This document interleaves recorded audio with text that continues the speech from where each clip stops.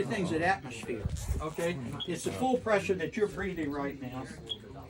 And this will take it down. This will be like taking this system up to an altitude of 50 miles where there isn't any, 50 or 60 miles above there where there's almost no air. So this will take... I'm going to head on out. Okay, cool. Thanks for coming. See you next year. I hope to see you maybe even sometime before that. Okay, great. Yeah, darken my doorway. And so I'm going to turn this pump on. And you can see that needle start to drop. We're now at about 30 miles. We're now at about 40 miles up. We're above 50 miles now. And when this thing gets most of the way over, we'll be at about 60 miles above the Earth's atmosphere, where there is so little air that, I mean, you would die instantly and your blood would boil, so forth and so on. That kind of vacuum just is, it's really, that's the lowest point where you can orbit a spacecraft without friction, meaning that the air drag won't slow you down and drop you out of orbit.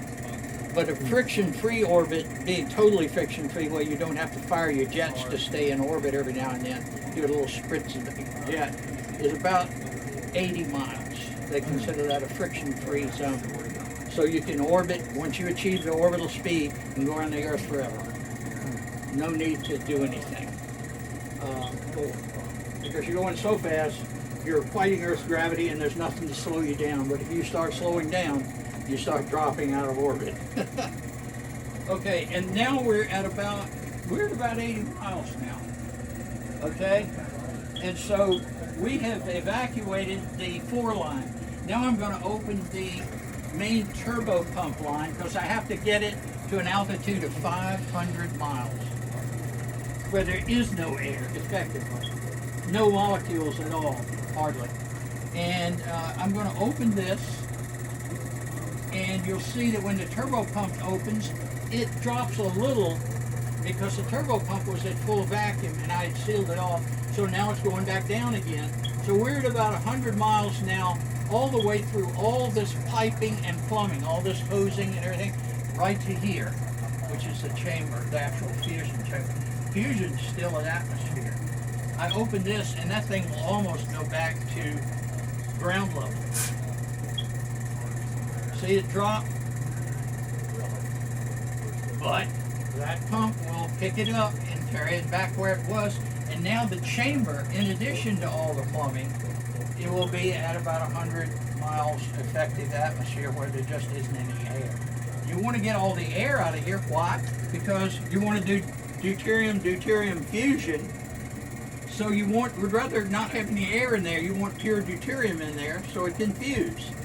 So you got to suck all the air out of this system before you can even hope to do fusion. So the air is pretty well sucked out, and I'm at a pump level now. I'm at 10.3 microns, or 9. This is about your pressure at 2 to 3, well, about 200 miles up. And now I'm going to send this up to 500 miles with a turbo pump by just reducing the pressure by about 8 or 9 microns. Okay? That will, wait a minute. Now it's turned the pump on, that will spin up to 90,000 RPM, and it's not even close to 90,000 RPM, but look, the blade spinning already is dropping the pressure more and more. And you'll hear that thing whine up. You can hear it. It's building up to 90,000 RPM. And notice the pressure. We were at almost 10, and now it's gone to 0, and now it's going even lower. So we're approaching 500 to 800 miles above the Earth, so far as the amount of atmosphere that's in that chamber, and all this hosing, and it's hard to make that kind of vacuum. But the turbo pump, and the turbo pump is not yet more than 1/3 up to speed. It's only spinning at 33,000 RPM. But it's got to spin up to 90 before I can continue on, and that will be very shortly. It's about halfway up now, so it's climbing. It's just really, it's like a jet engine. It has about 1,000 blades in there, in stacks of maybe 100 on each rotor. And that thing's spinning, and it's taking what oxygen, what molecules are in there. They hit a blade, that blade whams it down, hits another blade, dams it, and forces it out this bottom pump.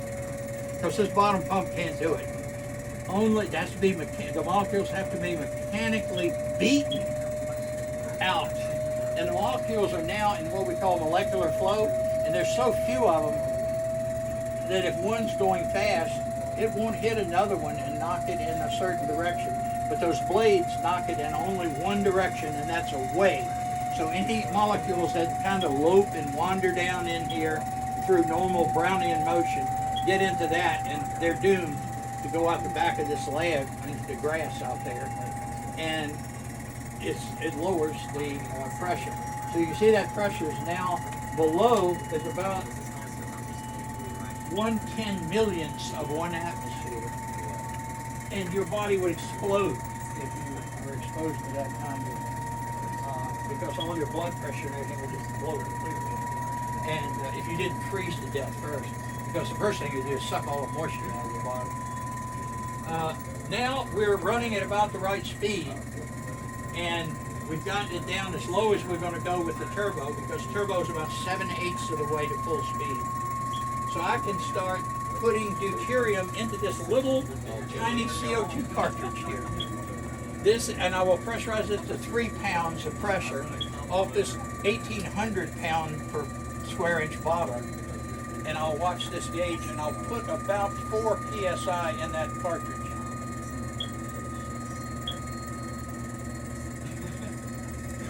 There you go. So now the bottle's disconnected, and this thing is pressurized to about 3 psi. May go up to 5. Oh, that's 4 psi. May go up to 5 over time. Okay, so now I've got the deuterium coming through that little tiny gas line, and I'm going to raise the pressure by only 10 to 12 microns, 10 to 12 millionths of an atmosphere of deuterium. So it's just a bare breath. You notice this thing's not dropping because the deuterium isn't entering the chamber yet. Now I'm going to close the chamber off. So what I'm doing to the turbo is the turbo wants to pump a lot of stuff, but I'm strangling it by closing off the ability to vacuum that out. And when I see this rise, or go to a lower minus number, like minus 10, minus 1.0, or minus 0.9, or something like that, then I know I've choked off the turbo. See, it's trying to go to 0. And now I have to open it back up just enough to get it to go back to 1.0, or roughly. So it's mostly choked. And so it's still pumping. So if I start emitting D2, it's going to pump D2 out and waste D2. But that's the reason you choke it off, so you don't waste a lot of D2. So the deuterium is now able to go in the chamber. But the first thing I've got to do is take my voltage up to about 24,000 volts here. And it won't even light the deuterium on, because there's no deuterium in there, and with no air, you can't arc. So I'm going to put 24,000 volts on, whoops, got to turn my key. I'm going to put 24,000 volts on that little silver ball. I'll put 26,000. Okay. Now I'm going to start letting deuterium in the chamber, and you'll see this climb. And when that hits 12 or thereabouts, 12 positive, watch it. Okay, it's climbing. It's now 0. Now it's going at 0.1. There's 1. There's 2, 3, 4, 5. And at some point, it'll reach a point where it'll light a plasma. And the neutron counter, you've heard that little click, click, click every now and then. You've heard that? That little chirp? Yeah. Wait till the plasma strikes and it'll start counting neutrons, doing fusion.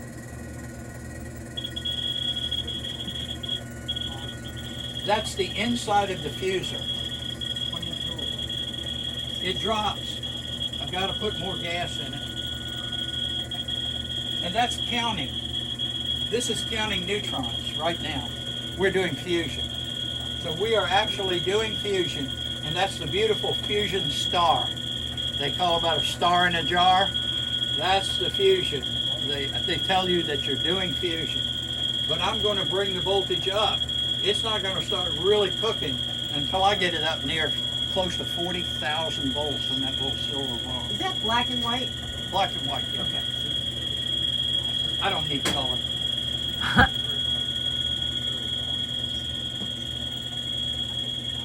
Okay, I'm up to 26,000, and I want these milliamps to keep dropping. They must keep dropping. But it's already heated this red hot. That's a tungsten grid, and it doesn't melt until 5,000 degrees. So it won't melt, but it'll try. Okay, taking it up, we're approaching 30,000 volts. And you see the rays are, everything's more distinct. That thing's getting quite hot, approaching quite heat. That is amazing. And we counted that first one, we counted 14,335 counts in the neutron counter in 1 minute. I'm now resetting these, and we'll count for another minute as I keep upping the voltage and getting more and more fusion. So remember, what was that count? Was it 14,000? Yeah, the one something you like just that. now, yeah. Okay, and I'm adding more voltage, and that's doing more fusion. I just have to keep this down around 12 or lower. And look, it's already over 16,000, and we've only been running it 30 seconds. So it's going to be up around 30-some thousand when it quits.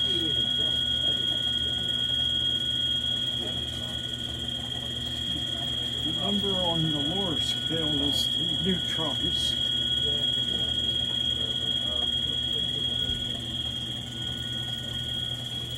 So that's counting the neutrons also? Yeah. Yeah. Okay, this lower scale is the neutrons. Now notice how this thing looks like it's getting ready to melt. Wow. This thing looks like it's getting ready to melt. It's quite hot. Infrared. And the lower scale here is neutrons.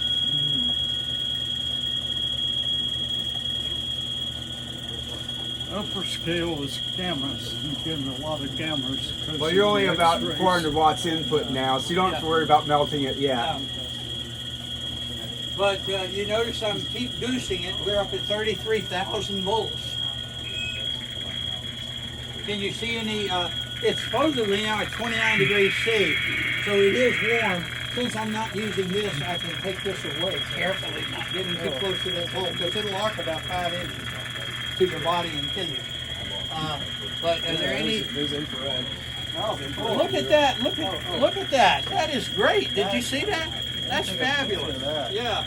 Get around behind him where you can get a better picture. Yeah. Now, I hope people will put this stuff online. Make sure you publish some of these pictures. I will.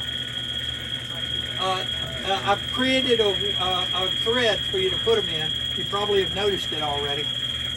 There's a thread that I've started. Now, the called lower scale is Put all images neutron in this count. thread by replying to it.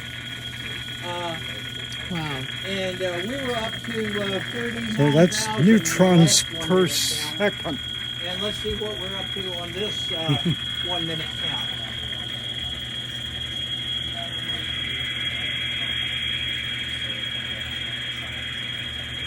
We passed 39,000, and we're only 32 seconds into it. So this thing's going to really be boiling. Now, X-rays, look at the scale. That's the amount of X-rays it's emitting. You're at 470 watts input power to the fusor. And we're at 75,000 and counting still. Yeah. if I Almost get 85,000 close to counts where in a he minute. has the neutron counter 85,000 to, counts in a minute. this figure here will go way And I'm up. still goosing this thing.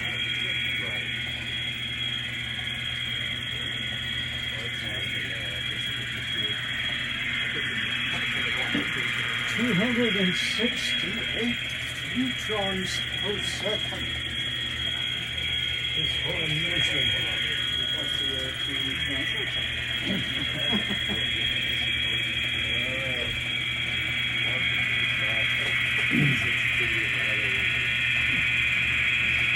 Now your thermal imaging, when that temperature gets up to about 40 or 50 degrees C, that's when you want to use your thermal imaging. Where did the thermal imaging man go? Oh, yeah. It's safe for you to get, probably that's the best place to take it from. Or take it from this angle, So or maybe just- it's a bit closer. Push Yeah. Larry aside. This man's got real measurements here. Yeah, he's looking at the thermal imaging.